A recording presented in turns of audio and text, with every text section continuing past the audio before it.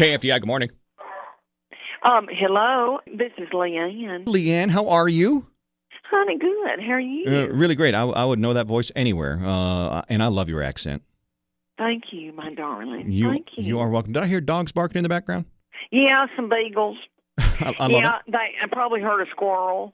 They've been sleeping, and then, I get on with you, and they go crazy. Well, sure. My dogs do the same thing when I'm at home recording. It never fails. All right, so Just Getting Started tour, stopping at Century 2, October 7th here in Wichita. You also got your trending Netflix special, I'm Every Woman, one of the top trending shows on the platform. Congratulations on that. Thank you, my darling. Yeah, Thank you. Absolutely. I've always wanted, I'm glad I get to speak to you because I've wanted to ask a comedian this question. You know how doctors, like if you find out there's a doctor at a party you're at, somebody will inevitably go, oh man, I got this funny pain right here. Can you tell me what it is? Do you, when people find out you're a comic, do they come up to you and say, hey, can you tell me a joke? Yes, honey. I've been standing over a person in a coffin. Stop it. And people have said to me, say something funny. And I'm like, what? Yes, I get that all the time, even though I can't say anything because I am one of those people that says to a doctor at a party, can you look at this mole? Yeah, right. Yeah, but I do get that a lot. Say something funny. I'm on elevators. People go, say something, and I'm, carrying 4 pieces of luggage, breaking out in a sweat. I love it. I love your story on how you got into comedy. Now, for those who are listening who don't know, tell me how it all started. All right, you angel. Okay, I married my husband. I met him at the University of Tennessee, and he moved me to a little bitty town in the foothills of the Appalachian Mountains.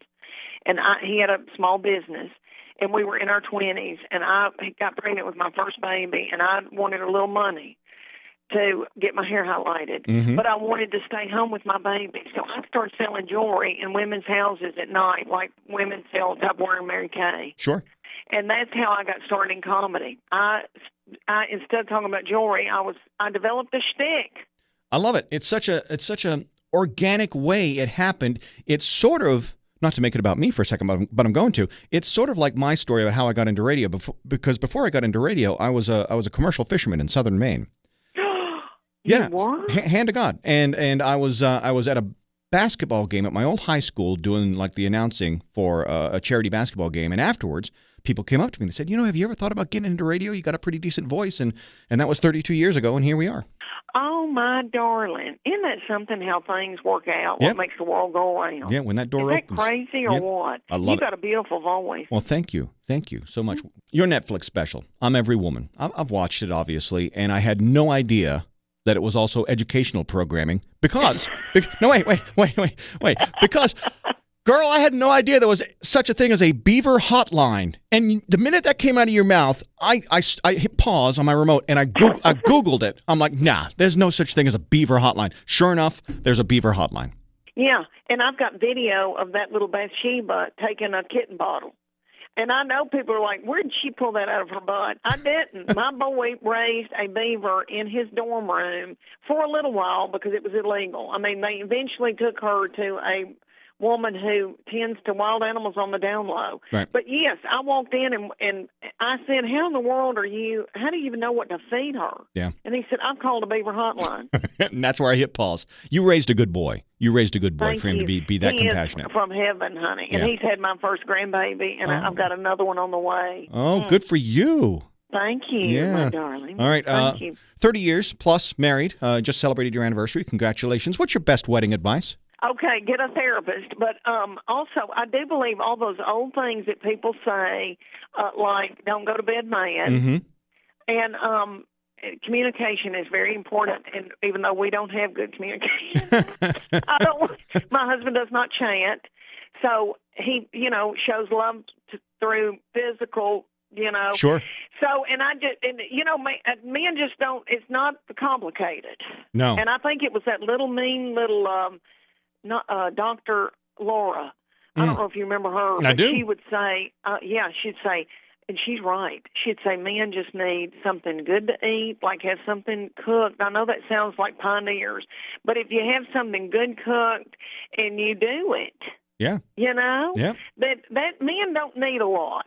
And they're complicated. I'm not saying they're like ding dongs. I'm just saying what they need is different than what women need. And you gotta, so my husband, I've gotta thank him for tending to me and a bunch of kids and working like a mule. Sure. And I want him to feel appreciated. And also, I think it's important for him to feel like he's protecting us, and he can kick a door in, and I love it. He's good in a crisis, and so I need him to protect me. I'm very sissy. All right, well, let's stay there in marital relations for just a second, because I want to share something with you. My wife has finally, and I love shopping for my wife, but she doesn't let me shop for clothes and things like that. However, we have transitioned into this. My wife has finally given me the go-ahead to buy her some intimate apparel.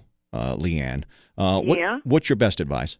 Well, there's going to be two types. You're going to need. She needs panties and bras that are comfortable, that doesn't have a wire in them. Right. Now that's for every day, and then y'all are going to need your marital panties. Sure. You know what I'm saying? I do. Honey, I don't want to get nasty, but you need to go and buy the panties that you want to see her in, and the bras. Well, and make sure they're nice, my darling. Yeah, I would tell you this: she's a high cut brief gal, just like you are. Is she? She is. She is. Hey, Leanne, what's your guilty pleasure? Oh, my darling. Okay, I like to get in my bed, in my bedroom with two beagles and watch a good show. Like, I like to get on a show, and I don't get to be home a lot, but I wait and then watch, if I'm in a series. And I tell you, I got hooked on Better Call Saul. Yes. And I went through all that, loved it, and then now I'm on Succession on HBO. Are you caught up? Yes. Good Lord, that it's just gone right round the bend. I have a group of friends here at work. We talk every Monday morning about it, and oh my gosh, is it not wonderful? Yeah, it's fantastic. It's one of my favorite shows. Mine too, honey. And my husband, I said, Chuck, you're going to love it. And he's like, I don't have time to get into something right now. Chuck's a busy man protecting the family. I have to get in the bed when he's not there so I can watch it. Yeah, I get it. Hey, one of my bucket list destinations is definitely the Great Smoky Mountains, which you're close to. Yes. If when I take that trip, what's the number one thing I should do, Leanne? Well, all right, let me ask you this. Are you an outdoorsy man, or do you like commercial stuff? Well, let's be honest. My idea of roughing it is when I check into a hotel and there's no free Wi-Fi. So, I mean, it's less outdoorsy, more, fun stuff. Yeah, okay. Then you need to go over on the side, not the Townsend side where those people camp and hike and do all that. You need to go on the Pigeon Forge, Sevierville, Gatlinburg side where there's like Margaritaville and there's moonshine. They're making all this moonshine with apple pie flavor and all that kind of stuff. You're talking my language. And Jason Aldean is getting ready to open his second restaurant there in Gatlinburg. So, who did? Yeah, Jason Aldean. He's getting ready to open up his second. Yes, is he? He is. How do I know that and you don't? I don't know, but I do know that Blake Shelton's got one up there. Yep. So Jason Aldean's next. He's hoping to open it later this year. So. Oh my Lord, honey, that will be popping. That'll be like Nashville down on Broadway with all those girls with shorts on those scooters. Yeah. Giggling. That's what that's going to be like. Little Gatlinburg, they're going to be on one of those things where you pedal and drink at the same time. Yes, which takes great skill. It does, and the people I think are getting run over.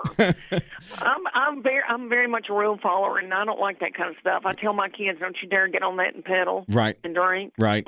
Yeah. Well, let's talk about your kids. I want you to kind of fill in the blank here. My child is lucky to be alive because of the one time they did blank. All right. When my boy was rock climbing, wherever he was, I don't know. He was in college while he was still raising that beaver, and he was rock climbing and like dangled from a rock. Ooh. And his friends told me, he said, you don't want to know what I do, Mom. Yeah. Because he was not a partier, but he loved all that kind of stuff. And a boy doesn't have their frontal lobe developed yet in their early 20s.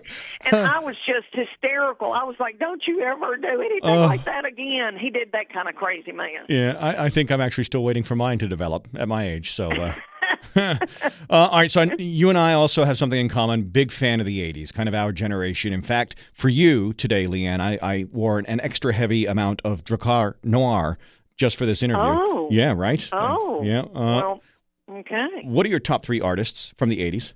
if you were to put together a Oh, list? my gosh. Okay. I was very much into Prince, Yeah. Madonna, and Annie Lennox. I would say would be my top three. But I went through all that British pop. Yep. I loved all of that.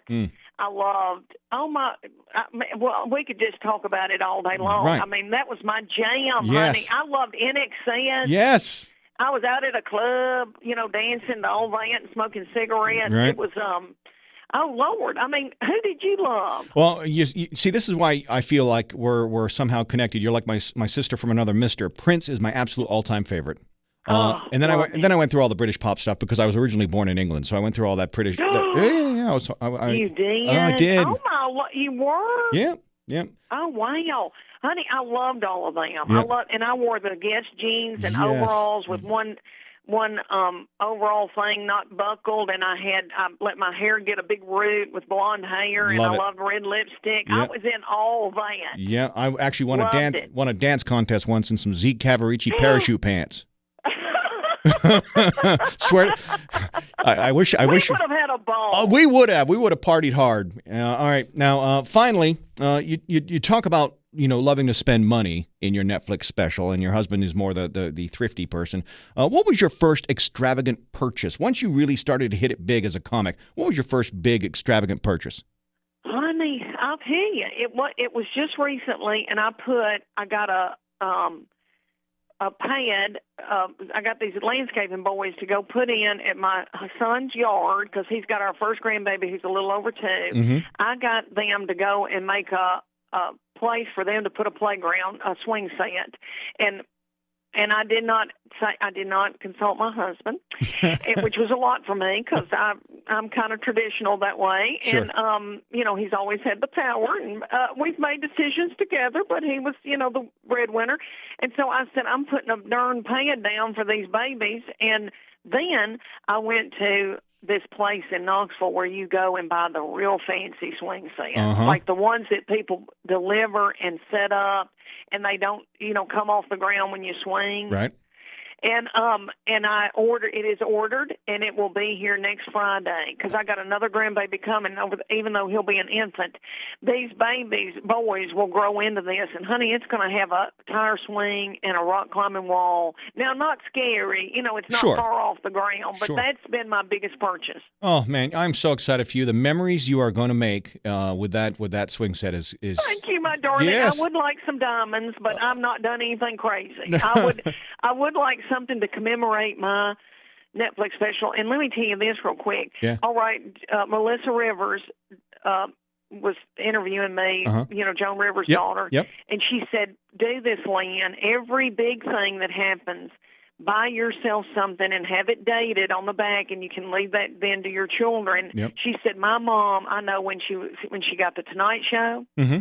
and what that was, and this piece of jewelry or whatever, and she said your children will always have that, and I thought that was very sweet. Yep, that is certainly great advice. Leanne Morgan, your trending special on Netflix is I'm Every Woman. It is so funny. Really looking forward to having you in town in Wichita at Century 2 on October 7th for your Just Getting Started tour, and I really appreciate your time this morning, hanging out and chatting. I appreciate you angel. We would have had a ball. We could have both been in a dance contest together. Yes. Well, listen, when you come to town, if you got any extra time, I like to cook. Maybe you can share your chicken pot pie recipe with me. Okay, my darling. I would love that. All right. You have a great day, Leanne. Thank you. You too. Mm-hmm. All right. Bye-bye. Bye-bye.